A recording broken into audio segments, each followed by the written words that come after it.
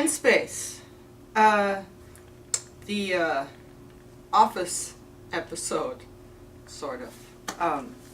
Yes, I'm actually here in my office, my beautiful office. It's more or less actually a closet. It's a storage closet, but I use it as my office because it's in the computer lab, and I'm here in the computer lab because I have much better upload speed. So, yes, indeed. So here I am, and I was sort of torn in between doing something funny or perhaps for once doing something that wasn't so funny. I think the default is to do something funny just because then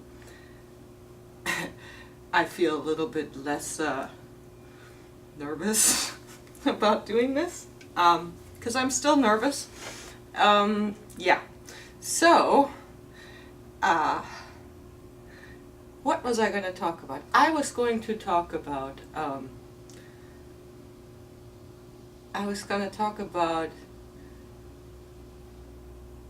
head coverings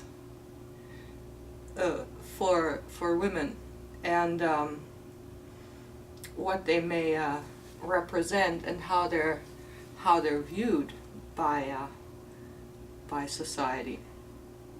And I think it's hard to actually, it's pretty difficult to actually talk about it outside of the context of wherever you are living and in what culture you're most familiar with. I think it's really next to impossible to try to understand, for example, what may be going on in the Middle East as far as those kinds of traditions are concerned. I think unless you're immersed into it, you don't get it, and I think it's arrogant to even have too much of an opinion on it. Certainly there are things that shouldn't be supported, such as the stoning of women and such, but I think those cases are probably a bit more extreme and not the norm. I think there's a misconception in the West, just even as far as Muslim women wearing hijabs, which are really the most easygoing head coverings. Even as far as those are concerned, they become kind of a hateful symbol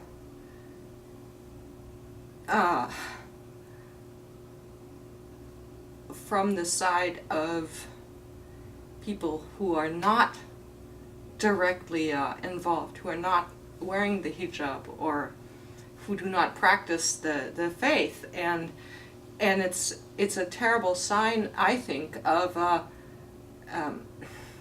prejudice against Muslims, because there certainly isn't any kind of outcry against nuns wearing a habit, or Buddhist monks, for example, wearing their robes. I mean, they're not permitted. Neither Christian nuns nor Buddhist monks are permitted to wear anything other than the prescribed garments that they're wearing, and for some reason that's okay, but it's not okay for a practicing Muslim woman to wear the attire that goes along with her faith, which expresses certain aspects of her faith, just as Buddhist robes or nuns' habits express certain certain practices, and certain realities. I mean, the main one, of course, being virtue. In the case of monks and nuns, of course, it's a question of celibacy, but as far as Muslim women are concerned, it's a sign of rejection of promiscuity. And for some reason, the rejection of promiscuity seems to be something that in Western culture we find highly distasteful and wrong. So it's actually better,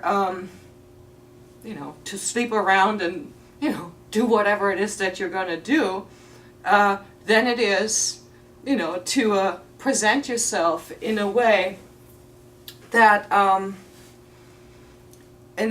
signals to the world and to men, for the most part, that signals your lack of interest. And I think the only equivalent that we have is a wedding ring. So, but that's pretty subtle. That's a pretty subtle sign. Is that you're wearing a ring, but essentially, it communicates the same. It communicates the same, but for some reason, that's more acceptable and less oppressive. Although there are certainly plenty of free-thinking people who do not wear wedding rings,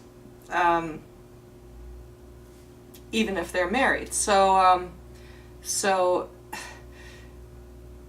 even that is kind of starting to sort of erode the general idea of a certain kind of devoted, dedicated, visibly committed relationship between a man and a woman is sort of it's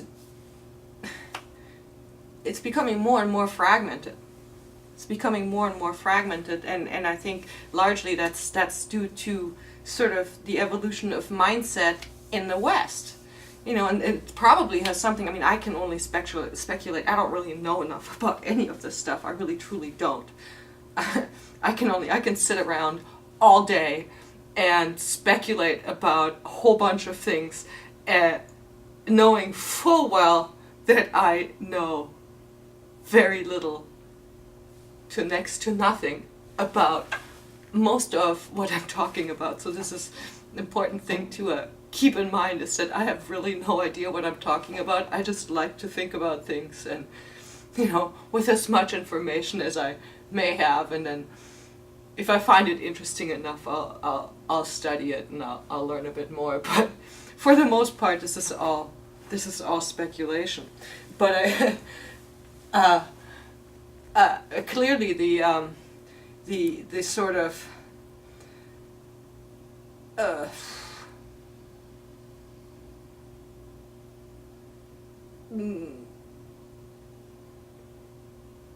morphing of religion in the West, Christianity in particular, sort of its changing nature, has something to do with hand in hand with feminist studies and so forth. That all of that fits in together, and it's one may think what one wants about religion, whether you want to believe in a god or not, or whatever you even want to call that god, who knows. But whatever one might think about it, all horrors that come along with it, such as maybe crusades or crucifixions or stoning of people, drowning witches, you take all that away, and there's something that remains that is and has always been from the very beginning. It's held a great deal of beauty from the very start. I mean, the earliest signs of human expressions of beauty that we have are directly related to spirituality, which then eventually would turn into religion. But much of what we consider or have considered over the last 40, 50,000 years as beautiful has arisen out of, number one, sort of need for humans to be connected with something bigger than themselves, with something, whatever it may be, something that's bigger than themselves. And also it's been about the expression of that through the relationships between men and women. Again, if you go all the way back to Stone Age, the Stone Age artwork, which is the earliest really testament to who we are. There's a separation there between goddess figures that are figures of female beauty, reproduction, and then male figures are shaman figures, they're hunter figures. So the roles were there from the very beginning, and how could anybody say that probably the purest culture that we've ever had, a hunter-gatherer culture, that they were sexist? How could anybody even say that? So it's such a modern thing that we've that we have somehow broken into this weird place where we're losing that beauty that comes out of the contrast between male and female, and where we're judging anything that's opposed to equality. We're judging it as harmful, or we're judging it as less than. We're judging it as not as intellectually involved, not as educated, and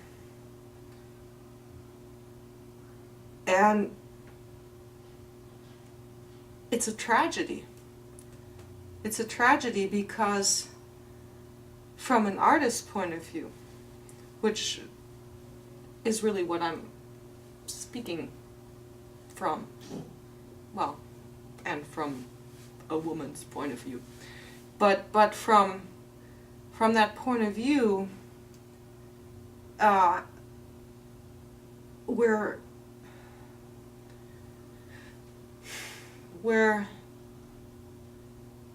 reducing our humanity. We're actually having as in two halves. We're cutting it in half. We're basically turning two into one, but not in a good way. We're eliminating the contrast and the tension, the charge that comes out of opposing principles. And in that charge of opposition, that's where beauty lies. That's where the beauty is. Beauty isn't in the homogeneous. Beauty tends to always be found in opposites, light and dark, big and small, male and female, hard and soft. And if which we are, we're eliminating that. We're further eliminating the I don't know what the word for it is. The something the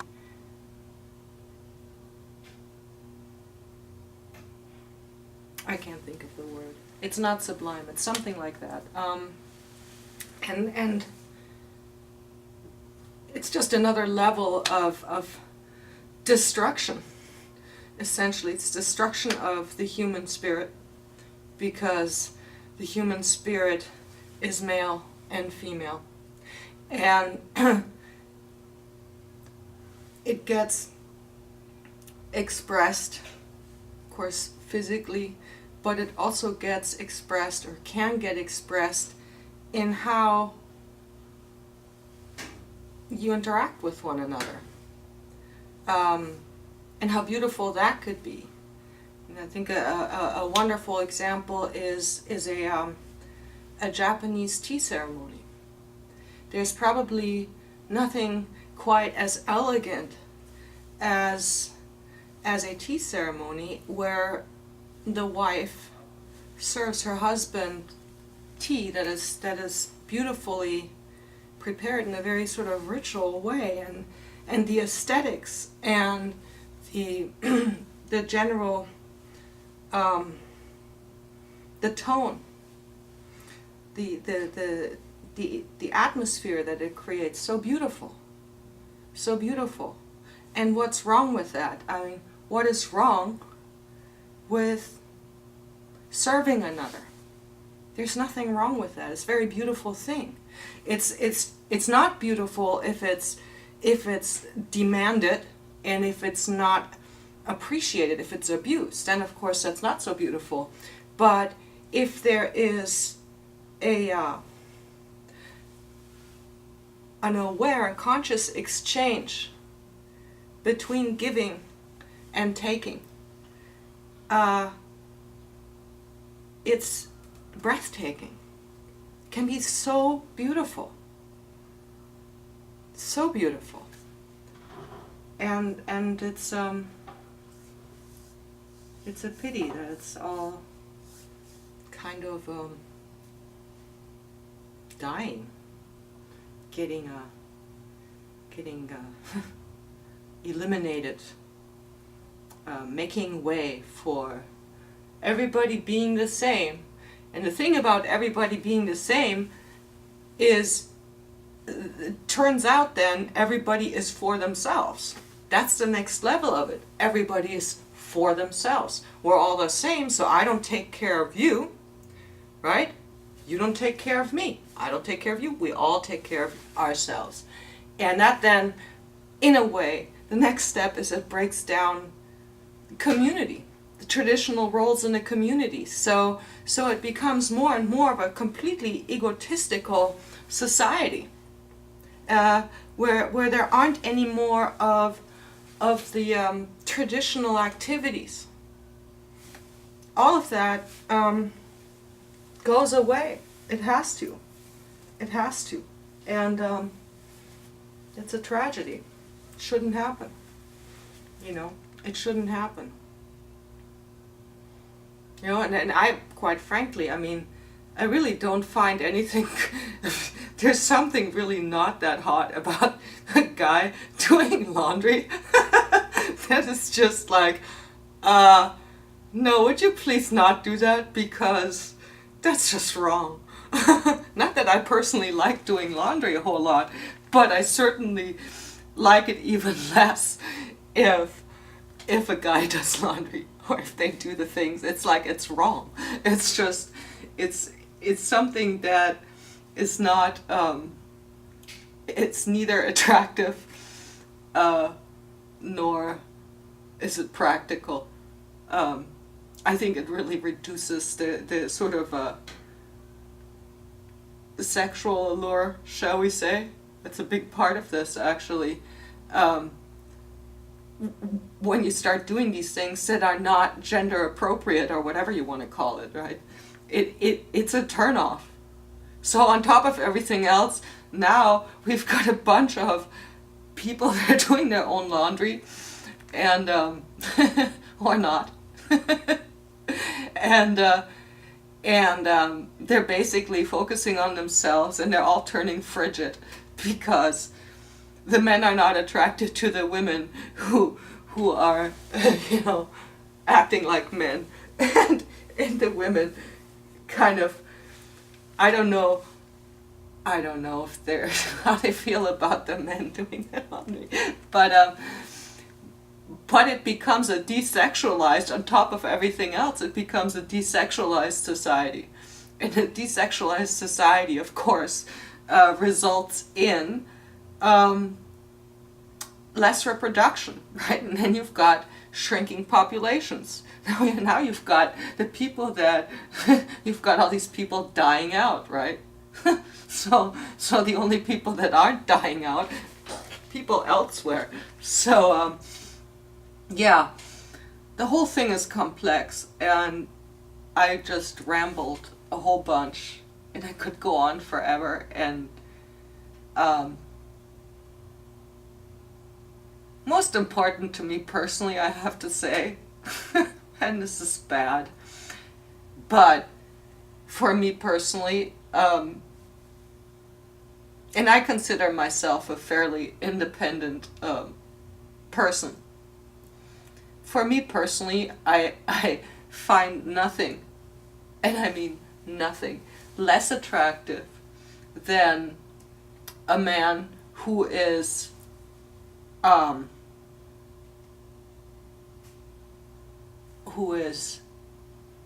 submissive to me, who is appearing at least to be weaker than me,